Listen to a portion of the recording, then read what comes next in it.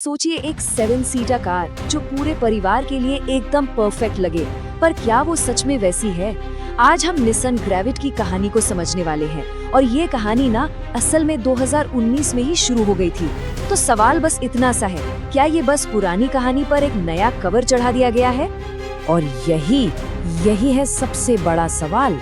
क्या निसान ग्रेविट अपनी बहन रेनो ट्राइबर की सबसे बड़ी शिकायत मतलब उसके इंजन की कमी को दूर कर पाएगी? चलिए मिलकर इसका जवाब ढूंढते हैं। चलिए तो इस पूरी कहानी को समझने के लिए थोड़ा सा पीछे चलते हैं, साल 2019 में। तो देखिए 2019 में जब रेनो ट्राइबर आई थी ना, तो मार्केट में हलचल मच गई थी।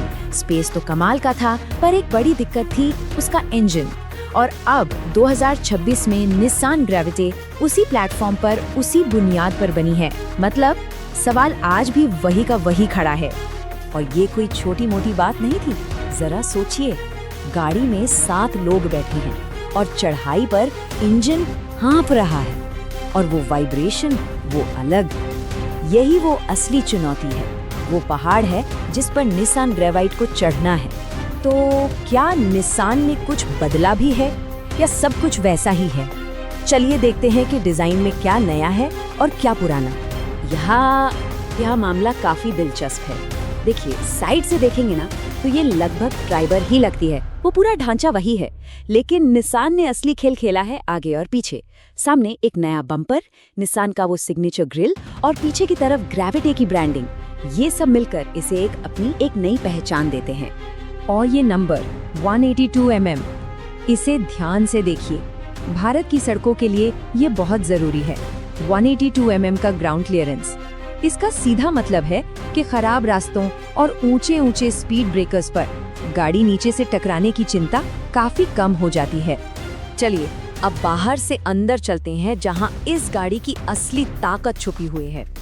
अंदर आते ही जो पहली चीज महसूस होगी ना, वो है स्पेस। अरे वाह, यहाँ स्पेस सच में कमाल का है।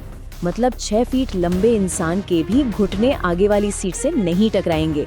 और सुनिए, 6 फीट 4 इंच तक के लोग भी दूसरी रो में आराम से बैठ सकते हैं, जो इस सेगमेंट की गाड़ी के लिए बहुत बड़ी बात है। और ये फीचर, ये तो बिल्कुल गेम चेंजर है। दूसरी लाइन की जो सीटें हैं ना, वो सिर्फ आगे पीछे नहीं होती, बल्कि इतना ज्यादा रिक्लाइन होती है कि लंबे सफर पर कोई आराम से सो भी सकता है। सच बताऊं, ये वाला कंफर्ट तो महंगी गाड़ियों वाला फील देता है।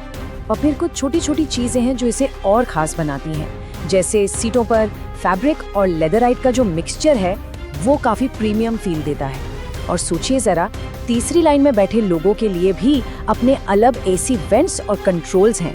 ये चीज इस बजट की गाड़ियों में आमतौर पर देखने को नहीं मिलती।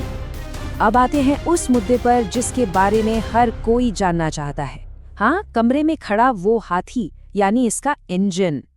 तो नंबर्स आपके सामने हैं।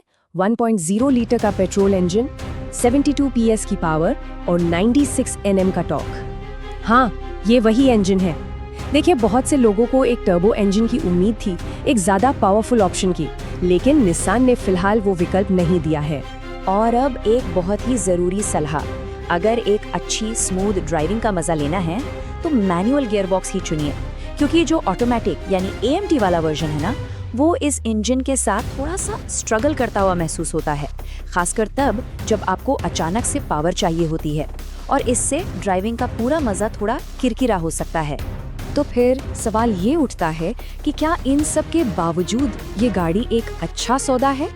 चलिए कीमत और सुरक्षा का पूरा गणित समझते हैं। सबसे पहली और सीधी बात, लॉन्च के समय ये अपनी सबसे बड़ी कॉम्पिटिटर रेनो ट्राइबर से करीब 11,000 रुपए सस्ती थी। ये एक सीधा फायदा है। और लंबे समय के खर्च का क्या मतलब, जेब पर कितना बोझ पड़ेगा?